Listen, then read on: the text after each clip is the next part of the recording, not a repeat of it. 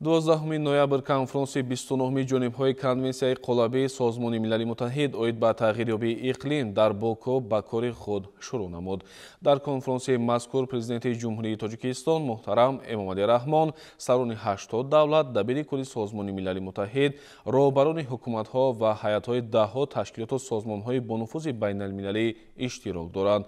Роҳбари давлати мо муҳтарам Эмомалӣ Раҳмон ва дигар иштирокдорон дар макони баргузории ҳамоиши президенти Ҷумҳурии Озарбойҷон Илҳом Алиев ва дабири кулли Созмони Милали Муттаҳид Антонио Гутерреш истиқбол гирифтанд.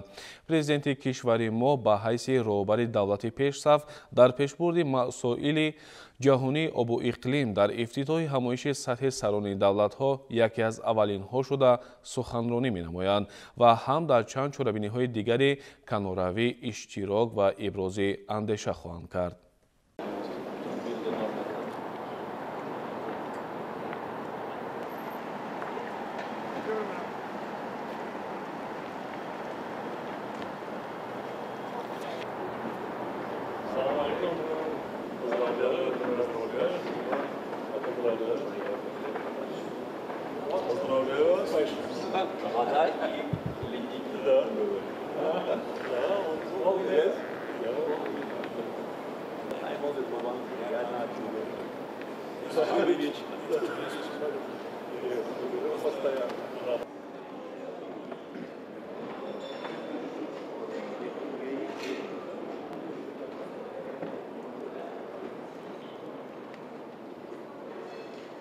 Thank you.